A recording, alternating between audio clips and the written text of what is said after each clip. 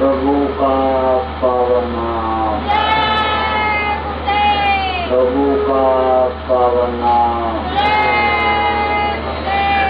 जय गुरुदेव। सर्वसमर्थ परम पूज्य गुरु जी महाराज, उपस्थित सभी सत्संगी धर्म प्रेमी भाई बहन, सबके स्वागत है। यह समय आज का जो अपने लोगों को सामूहिक रूप से ज्ञान भजन करने का मिला, ये बड़ा ही अच्छा समय रहा। जीवन में ऐसे समय जब मिलते हैं तो खुशी होती है। प्रेमी से प्रेमी मिले, दुर्भाग्य को प्रेमी खोजन में चला, प्रेमी मिला नहीं। एक माँ को दो देता, एक माँ के पेट को दो देता और करते निकलते, लेकिन मरने के बाद एक दूसरे को भूल जाए। लेकिन एक पुरुष को दोष वो मरने के बाद भी नहीं बोलते, तो ये बहुत बड़ा रिश्ता होता है। तो संगियों का आपस में मिलना, दो भाइयों का आपस में मिलना बहुत ही फायदेमंद होता है, लाभकारी होता है। और इकट्ठा होकर के जब मालिक को याद करते हैं तो वो और भी ज्यादा फायदेमंद होता है। गुरु महाराज ने इसके लिए कहा कि शाम के समय गांव के जितने भी लोग सत्संगी लोग एक जगह इकट्ठा हो जाए और इकट्ठा होकर के ध्यान भजन किया करें, क्योंकि यही जीवन का साथ है। ये दिन और रात जो आते हैं इसकी जो उम्र को आज से खत्म कर दे, यह हम लोगों का भ्रम और भूल है कि लड़का 10 साल का हो गया तो कैसे लड़का बढ़ रहा है। जन्मदिन पूरी मिठाई बनाओ, खाओ, खिलाओ, जश्न मनाओ, खुशी मनाओ, लेकिन लड़का बढ़ नहीं रहा, लड़का घट रहा। तो सांसों की पूंजी गिन करके खर्च करने के लिए भी उसमें से 10 साल 8 साल उसकी उम्र खत्म हो गई। तो ये दिन और रात आते हैं, तारीख बदलती है, महीना बदलता है, साल बदलता है, लेकिन आदमी को ये होश नहीं आता कि भाई ये बदल रहा है तो हमारी उम्र कम होती जा रही है। जब बुढ़ापा आती है, हाथ पैर पूजे पड़ते हैं, सब थोड़ा काम कर लेता है, लेकिन उसके बावजूद भी मौत याद नहीं आती। मौत अगर याद आती रहे, मौत अगर सामने रहे तो आदमी से विपक्ष एक मुल्क है, एक देश है, जैसे भारत देश, पाकिस्तान, अमेरिका, लंदन जैसे देश, ऐसे तिब्बत एक देश है। उसमें एक समुदाय ऐसा है कि जिसमें जब उनका लड़का पैदा होता है तो वो कफन को ला करके उसके कमरे में टांग देते हैं। थोड़ा सा जो पड़ता है तो उसको दिखा करके और ये कहते हैं ये आखिरी कपड़ा है, ये अंतिम कपड़ा है, इसको पहनने के बाद फिर कोई कपड़ा नहीं पहनता, ये आखिरी, इसको कफन कहते हैं, ये मौत के बाद पहना जाता है। तो उस कफन को जब वो देखता है तो मौत याद आती रहती है। मौत जब याद आती है तो वो बुराइयों से बचता है, बुरे कर्मों से बचता है। वो इस चीज की जानकारी करना चाहता है कि भाई मौत जब आएगी, जब शरीर छूटेगा तो जीवात्मा ये कहाँ जाएगी, इसको चलाने वाली कौन सी शक्ति है, क्या है, इन सारी चीजों की जानकारी करना सकता है। और यही नहीं, वो इस चीज को समझता है कि भाई दुनिया की जितनी भी चीजें हैं मौत के आ जाने के बाद ये सब छूट जानी है। तो ये धन दौलत, ये रुपया पैसा जब हमारे साथ नहीं जाएगा, जब यही छूट जाएगा तो इसको मेहनत और ईमानदारी के साथ हमें इकट्ठा किया, बेईमानी करके, चोरी करके, दुखा करके, मार करके, काट करके जाने से पूरी फायदा नहीं। तो आप इस बात को समझो कि मौत बिल्कुल सामने खड़ी, कोई कहीं भी वक्त करके जाए लेकिन मौत पीछा करे, बस करते करते ऐसे गिरे और ग्राम से खत्म हो गए। आप कहीं रास्ते में जा रहे हो और आपको थकावट आई और पेड़ के नीचे बैठे नींद आ गई, सो गए। पेड़ के ऊपर जो बीज और कौवा बैठे वो शरीर को काटे खाएंगे नहीं, लेकिन सुनियों के पंछी के उड़ने के तुरंत बाद वो हमला कर देते हैं। दूर रहते हैं तो उड़ करके आ जाते हैं, उनके नाक में इसकी बदबू पहुंच जाती है। जैसे पसीने से आदमी पहचानता है कि ये नया कपड़ा है। चार लोगों का कपड़ा घर में एक ही टोटी पर टंगा रहे तो जब एक ही तरह का दो भाइयों का कपड़ा रहता है तो वो उसको सूंघ करके पहचान करके अपनी बनियान पहनता है, अपना शर्ट पहनता है। ऐसे उनसे शरीर से जीवात्मा के निकलने के बाद उसमें ऐसी स्मेल और ऐसी गंध होती है कि वो दूर से उसकी वायुमंडल में, किसी हवा में उसकी बदबू वहाँ तक पहुँच जाती है और उसके वो बस नाक में पहुँची। बस उन्होंने देखा कि है कहीं, फिर दिशा से वो बदबू आ रही है उसी दिशा में शुरू करते हैं और वो करके बस देख लेते हैं यहाँ पर बस काटने खाने लग जाते हैं। काटने तेज इसमें सड़न गलन बदबू पैदा हो जाती है। 5 तत्वों से एक शरीर की रचना हुई है, जल, पृथ्वी, अग्नि, वायु और आकाश। 5 तत्व से एक शरीर की रचना हुई। ये तत्व एक तत्व की कमी जब हो जाती है तो आदमी पागल हो जाता है। अब ये 5 तत्व जब खत्म हो जाते हैं तो इसमें पूछ सड़न गलन बदबू पैदा हो जाती है। 5 तत्वों से एक रचना हुई है। 10 प्रकार के प्राण हैं, वो 10 प्रकार के प्राण से निकल जाते हैं।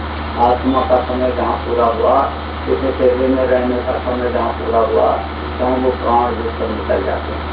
ऐसे इस शरीर से जीवात्मा को निकालने प्राण खत्म नहीं होते। इसीलिए साधना में जब सूरत ऊपर चढ़ती है, ऊपरी लोकों में जाती है, तो मरने की तरफ से ही ये शरीर रहता है, लेकिन उसमें बदबू नहीं आती, उसमें सड़न गलन नहीं पैदा होती। मांस पातों में निकलेगा, ऊट निकलेगा, लेकिन सड़न गलन नहीं पैदा होती, क्योंकि वो प्राण 5 प्रकार के नीचे रहते हैं।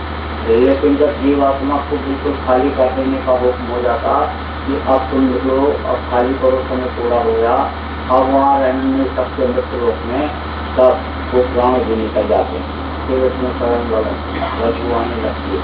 तो 509 की बोल 25 अजा मंदिर खाली पड़ा, फिर संज्ञा के साथ फिर 509 जो बज रही, जो मस्ताना बाजा बज रहा, आवाज इसी में हो रही, ध्वनिया जो सुनाई जो बजती हैं, वो सब बिल्कुल सब खाता एकदम से जिसको संतन विच्छेद हो जाता है। जैसे कोई हवाई जहाज होता है और उसका संबंध यहाँ नीचे से रहता है, और मान लो हवाई जहाज क्रश कर गया ऊपर, से वो नीचे गिर गया तो संबंध खत्म हो जाता है, फिर पता जल्दी नहीं लग पाता। इसी तरह से संबंध विच्छेद हो जाता है, संबंध खत्म हो जाता है। तो अब आप इस बात को समझो कि सांस की पूंजी एक दिन करके खर्च करने के लिए मिली, और जैसे खर्च हो जाएगी ऐसे ही ये सब छूट जाने वाली चीज है। इसमें अपने की जरूरत नहीं। भगवान ने भोग बनाया, किसके लिए बनाया? भोगने के लिए, लेकिन फंसने के लिए। आवाज का इंसान फंस रहा है। जैसे एक कटोरे में आप शहद रख लो, एक मक्खी आती है और कटोरे के ऊपर बैठ करके शहद को खा करके कूद करके चली जाती है। दूसरी मक्खी आती है, कटोरे में कूद पड़ती और फिर शहद खाती है, लेकिन उसके पंख फंस जाते, निकल नहीं सकते। ऐसे लोग फंसते हैं, लोगों को निकालने की जरूरत है। नामदान भी ले लिया, लेकिन उसकी पुरानी आदतों में से फंसे तो सजा मिल जाएगी। अगर जान करके गलती किया तो कुछ सजा मिल जाएगी। लोगों को समझाने बताने की जरूरत है और स्वयं भी लगने की जरूरत है। जब स्वयं लगेंगे, स्वयं करेंगे, तब उसका प्रभाव पड़ेगा। देखो जो वैजनानंद जी हैं, उनकी बातों का प्रभाव पड़ता है। स्वयं जो रास्ते पर चलता है, उसके पीछे बहुत से लोग चलने वाले नहीं जाते, लेकिन किसी से कहो कि चलो चलो चलो चलो वो नीचे में चले जाओ वहाँ, और लोग को जाना लोग संकोच करते हैं। दिक्कत और आगे बढ़ो, चलो मैं चल रहा हूँ, तुम भी चलो, सब पढ़ते हैं। ऐसे शाम के समय जब अपने घर में आप संकल्प बनाओगे कि भाई हम खुद बैठेंगे, अपने परिवार वालों को, बच्चों को बिठाएंगे और लोगों को बुला करके बिठाएंगे, तो लोग बैठने लगते हैं, बच्चे भी बैठे, उनके भी संस्कार बने। नहीं तो सत्संगियों के लड़के बिगड़ जाते हैं। उन पर अगर कोई ध्यान नहीं रखा, उनको कोई सत्संग की बातें नहीं बताया, सत्संग नहीं सुनाया, सत्संग में अगर नहीं ले गए, ध्यान भजन नहीं कराया, तो बिगड़ने में देर नहीं लगती। क्योंकि उनको ये भरोसा है कि हमको हमें कोई दिक्कत नहीं होगी।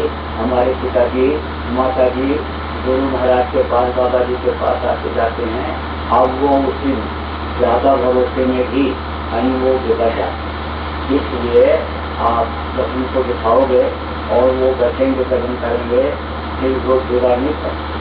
जितना भी कोई दूसरा लड़का कहे ये मीट खा ले, नहीं खाएगा। बच्चे बहुत दृढ़ संकल्पी होते हैं, पक्का इरादे से होते हैं, लगन से, उसमें जो काम में लगते हैं लग जाते हैं, उसको पूरा करते हैं। देखो अभी एक लड़का कुछ दिन पहले मिला, 11 में पढ़ता है, 11, और इतनी बढ़िया उसकी शादी निकल जाता है। और फिर उसके बाद में उसको बातें बताता है कि देखो ऐसा ऐसा है और इस तरह का है, और सब उपदेश करता है, सत्संग सुनाता है लोगों को। 10 मिनट भी अगर सुना दिया तो उसकी बातों में इतनी दम है उसकी बातों कि उसकी बात को कोई काट नहीं सकता है। अच्छे जो अपने को सत्संगी कार्यकारी करते थे, और वो लोग भी उसके सामने समझो कि सुख है। तो अब आप किसी बात को समझो कि ये किसी के लिए ऐसा नहीं है कि ये किसी के बुजुर्ग के लिए ही हो या जवान के लिए हो, बच्चा भी कर सकता है। और बच्चे जब लगन के साल लग जाते हैं बहुत करते हैं। अभी ये अंतर का जब मिलता है तब आदमी को खुशी की लगन लग जाती है। जैसे कोई चीज बढ़िया खाने को मिलती है तो उसको आदमी पसंद करता है। कोई दुकान पर बढ़िया चाय चपात या चाय या कोई ऐसी चीज, कॉफी या ऐसी चीज बढ़िया बनती है तो आदमी कहता है चलो उसकी दुकान करते हैं, उसकी दुकान पर उधर उसका मन लग जाता है। ऐसे अंदर का आनंद जब मिलता है तो किसी को पकड़ देता है। अब यह है कि वो उसके लोग दूर हो गए, सत्संगी भी बहुत कम ऐसे की जो लगातार भजन ध्यान करते हैं, करने वाले करते हैं भारी संख्या में, लेकिन एरिया वाइज, क्षेत्र वाइज इधर के लोग देखा गया कि कुछ कम रुचि लेते हैं। अब बाहर से उनको ये नीरस लगता है, लेकिन अगर करने लग जाए तो तरफ दिखाई पड़ेगा, फिर वो करने लग जाए। बच्चे हुए को कहा गया कि रास्ता बताना, कोई का काम होता है, बच्चे हुए को रास्ता बताना। अब ये अपने लोग भी भटक रहे हैं, सत्संगी भी भटक रहे हैं। इस वक्त देर करके लाओगे तो रोज के ध्यान भजन के केंद्र में बैठाओगे और उनकी आत्मा लोगों में जाने लगेगी, आनंद पाएगी, तो आपके पास इनकी वजह से हमको और आपको डबल लाभ मिलेगा। तो गुरु महाराज का मिशन आप पूरा करोगे। गुरु महाराज का निशाना क्या था कि हम आए हुए देश जहाँ तुम्हारो हम उनको घर पहुँचाऊँ। एक हमारा काम, एक लक्ष्य कुछ है कि हम तुमको तुम्हारे घर पहुँचाएं। तो घर पहुँचाने का उनका जो निशाना गुरु महाराज का, और वो उनका शरीर उन्होंने बूढ़ा होने के नाते छोड़ दिया, पुराना होने के नाते छोड़ दिया, तो वो काम जो उनको पूरा करना है उसमें जब आप मददगार हो जाओगे, लोगों को समझाओगे और ला करके बैठाओगे, ध्यान भजन कराओगे, उसका लाभ मिलेगा। इनको आप लाओगे, इनकी जीवात्मा ऊपरी लोगों में जाएगी, आनंद पाएगी, आशीर्वाद देगी, उसका अलग लाभ मिलेगा। इसीलिए कहा गया बड़े वे भाग्यशाली हैं जो नाम जुड़ते हैं पाई, मगर वे धर्म गुरुमुख हैं जो गुरु सत्संग में लाओ। तो सत्संग में लाओ, काम को दिखाओ और नियम बना लो। उसी बहाने आप भी बैठो। और पहले कोई व्यक्ति 2 घंटा 3 घंटा का ही देने में संकोच करता है, लेकिन अगर कोई साथी मिल जाता है उस तरह का, भोजनानंद जी साथ के लोग करते हैं, तो अगर तबियत भी खराब होती है तो आदमी दीवार के सहारे टेप लगा करके ऐसे ही आंख बंद किया बैठा रहता है। वो उसकी आदत है कि नहीं रहता है। घर में लोग कोशिश तो करते हैं, लेकिन मन में कहा तो सब लेते हो, कर्म आ गए, ऐसे कोई कर्म आ गया कि जिसकी वजह से मन ने कह दिया लेते हो और लेट गए। तो हाथ में करने का बड़ा लाभ होता है, सामूहिक रूप से करने का लाभ होता है। तो यह सब नियम आप सब लोग आओ, और जो कार्य करता हो अब आप लोग पौधा करके और जगह जगह पर जहाँ एक दो की चार पर संगी वहाँ पर उनको आप रखाओ। तो दूसरे को रास्ता बताना बड़ा पुण्य का काम होता है। आपको तो रास्ता दिख रहा है, आप तो करते करते अन्य मंदिर तक पहुँच जाओ, लेकिन उनके अंदर बर्ताव न आ जाए, इसीलिए रास्ता बताना बहुत जरूरी है। इस वक्त पर संभाल करना उनकी बहुत जरूरी है, नहीं तो बज रहा काल का डंका कोई बचने न पाएगा, बचेगा साध जन कोई जो सबसे लोग लगाएगा। तो अधिकाल का डंका बच जाए तो ये एक कितनी सही चाहिए, बचेगा साध जन। साध का मतलब यह है कि वेशभूषा जिसकी साधु की हो, कपड़ा बन लिया, कमंडल ले लिया, उसकी बात नहीं। हाथ जो साधना करता है, जो साधना करेगा, साध होगा, साध लिया होगा तो उससे रखा होगा। तो आवाज इस बात को कहा गया गेहूँ के आप दूसरे जाते, इसलिए कहीं ये भी न पूछ जाए। जो बुरे लोग हैं, बुराई में लिप्त हैं और वो समझ नहीं पा रहे हैं, अपने को संभाल नहीं पा रहे हैं, उनके ऊपर आंधी आप बताएगी, उनके ऊपर दिया गया।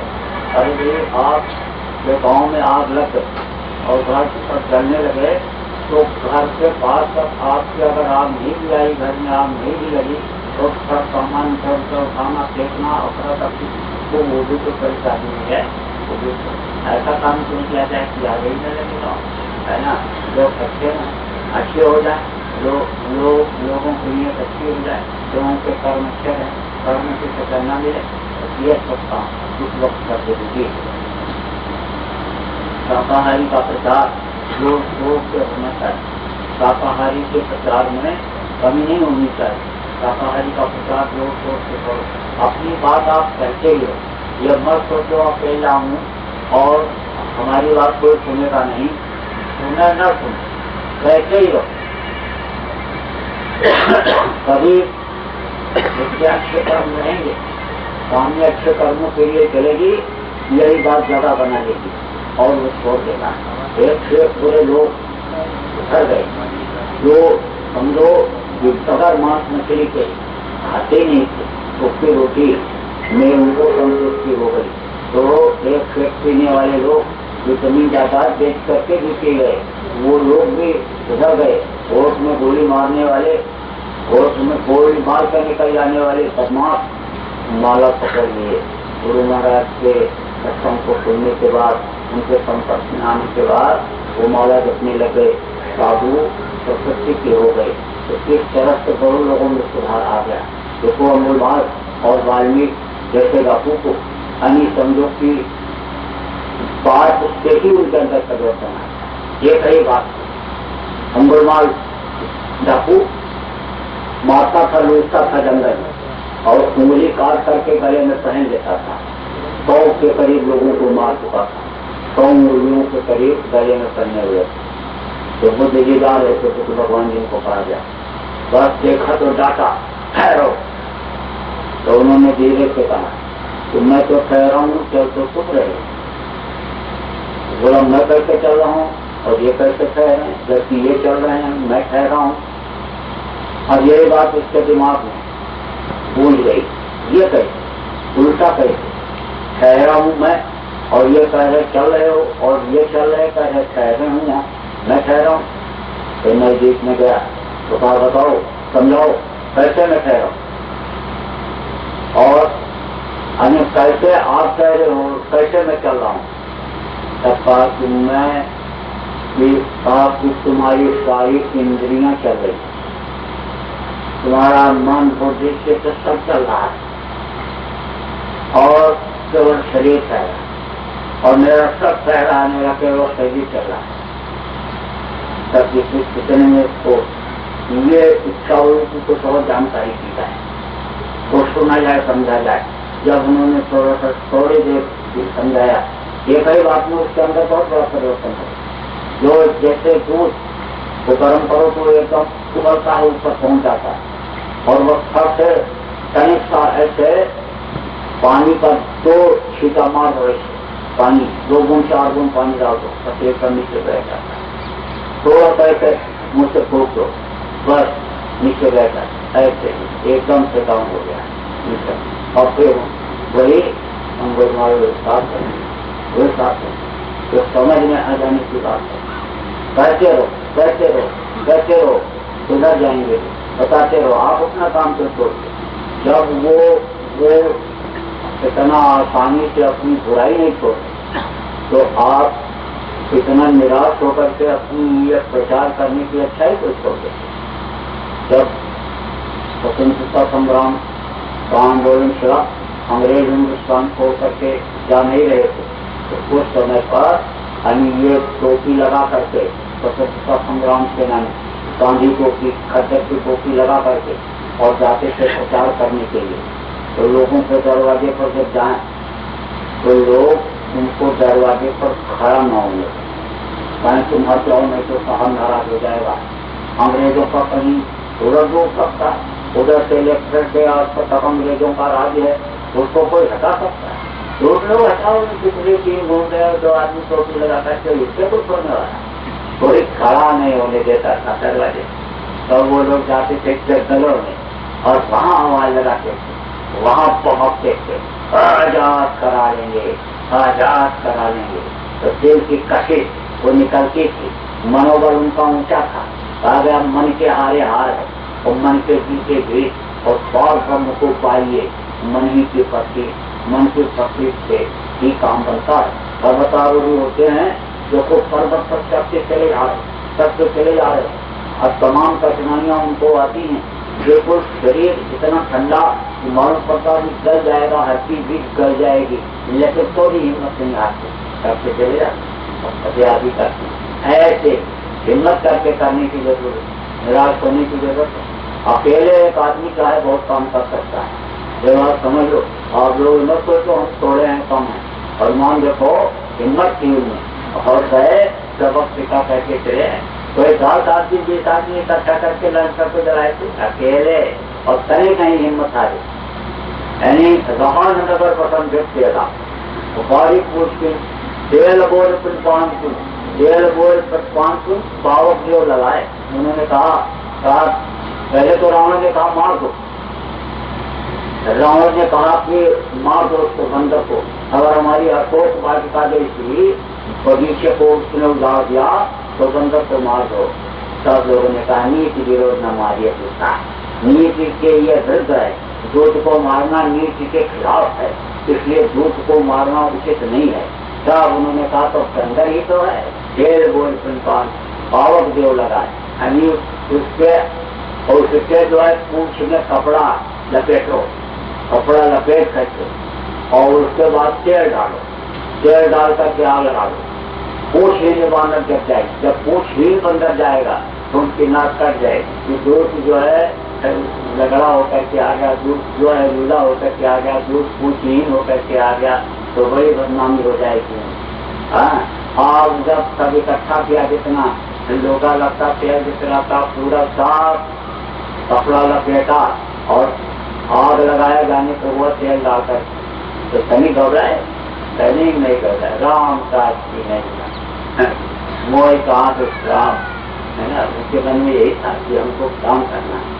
तो हिम्मत थी, तो हिम्मत करने की जरूरत है, और हिम्मत से तो उतना बड़ा काम कर दिया।